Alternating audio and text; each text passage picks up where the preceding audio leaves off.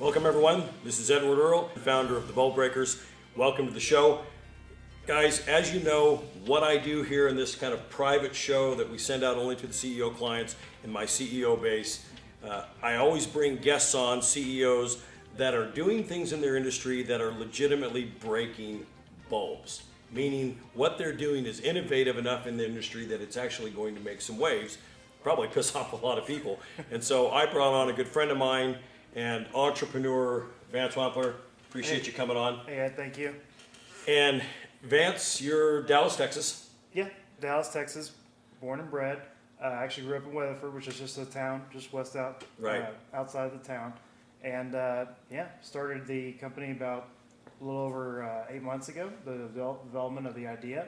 And here we are now, kind of about to push it out, have the grand opening, and ready to break some balls. Yeah, it's interesting because you came out and we've been hanging at the house, doing a lot of video, doing a lot of stuff, shooting guns, doing everything we do up here in Utah. Yeah. But the thing that I thought was interesting is that as we were driving one time, we were talking about your background, and I thought that was really interesting. I wanted to cover that because I thought it was kind of a genesis, fundamental or foundational genesis point for, I think, the way that you've developed and do things now. Yeah. So talk about that, because you talked about some things that I found interesting, from the size and the weight when you were younger to professional athletics to a lot of like professional bodybuilding. Yeah, oh yeah. So bring us back. It kind of, really it all started back when I was almost actually 9 years old. I mean, that's when I first actually grabbed a paintball gun, and I really fell in love with a sport and an industry and really grew into that industry. Took some time off to kind of do some motorcycles and dirt bikes, and broke a lot of bones. So my mom really didn't like that too much, and she was like, hey, you got to do something a little less physical, killing yourself almost. And so I went back and started playing paintball when I was about 12. Around 14 is when I really started playing nationally, and that's when things really took off. And I was at 14 years old, traveling all around the United States, playing national tournaments. We were playing 2 different leagues. It was really cool because our whole team was just a bunch of teenagers. And we were almost kind of like the different group in the crowd, where all these older 20, 30-year-olds, professional players, were in the industry for a while, and a bunch of young 14, 15, 16-year-old kids came up and started beating the crap out of them. Came to become one of the top semi-pro teams in the world, really, because U.S. was really the main industry for. And that's at the age of 14. Age of 14. And so I remember we were talking about that. You were talking about it at age 12 or 14. You said you weighed about 250 pounds. Yeah. So it was kind of a turning point. So about 14, 15 years old, whenever really, we started at the lower level ranks and we started really progressing, that was around the stage. I was 250 pounds. I'm not very tall. I'm about 5'7" on a good day. And, it was like a 14-year-old troll. Yeah. From Lord of the Rings. Oh, yeah. And I grew up, playing football in high school. So I was a lineman, had to be big, short, stocky. It was good for that kind of sport. But that sport, it did translate a lot into paintball because you need to be short and quick.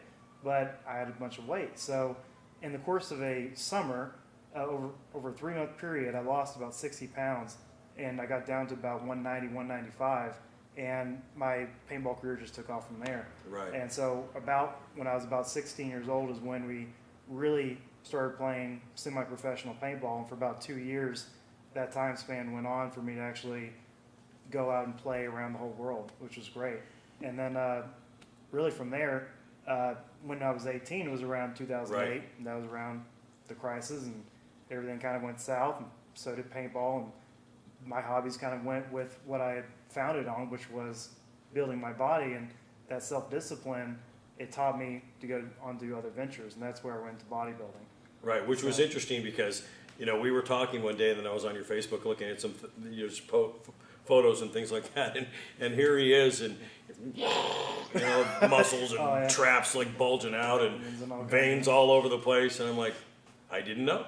Yeah. I didn't know. And so you did talk about that real quick. I did 3 competitive bodybuilding actually shows, and each time I got a little bit better every time I went through Right. it. But what I really liked was I kind of grew that passion from bodybuilding, kind of went into personal training. And, that's where I felt like my self-discipline, what I had learned from self-teaching myself about the diet, nutrition, working out, that discipline that you have to instill, is hard. And what it really comes down to is accountability.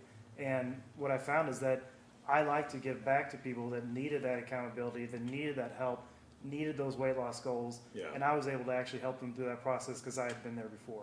It's interesting because that's one of the things I thought we were talking about that level of freedom that Vance had at 12 and 14. You weren't doing things that most 14 and 12-year-olds were doing. No. Going to school, a set schedule created by somebody else or an institution. You weren't doing that. Oh, no. And so you look at the freedom of that, and then you start going into the discipline of fitness and bodybuilding and all of that self-accountability for a high level of performance result.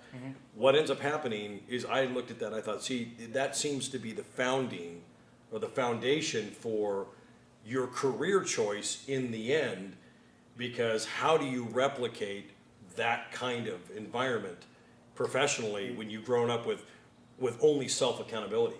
That's true. Exactly. And so, I would think that's what would have really fostered your desire to go into what you're doing now. yeah, it really did. It's kind of what the seed that kind of grew into what we're doing now, which is the real reform. And, that's kind of what my background in doing all that kind of helped, and I didn't really see that till now, really how all that has really translated into what we're doing now. And, it's just the fact that I've been there, I've done that, and it's in the real estate industry. It's like, I started out as an agent. I've been there, done that. I know that agents need accountability. They need those kind of things. And so it's the translation from industry to industry is almost the same, just a different landscape. Yeah. So it's really It's the disciplines and the habits and the thought process. And the thought process, correct. And we find that guys also, with any CEO that's successful, anything that they do, they take that foundation and that fundamental skill set of personal discipline, personal accountability, and we translate that into another endeavor, and that's why success always breeds success. So when we come back, we'll talk a little bit about the real reform, Yeah. and then what it is and how it's significantly different than what's out there. Yeah. Sounds Fantastic. If you are interested as a CEO in being on the Ball Breaker Show, contact our organization at www.ballbreakers.com, and we'll get in contact with you and set something like this up. And if you want to get a hold of Vance and his crew, go to therealreform.com. And Check us out. we appreciate you guys watching in. And until next time, go break some bulbs. So cool.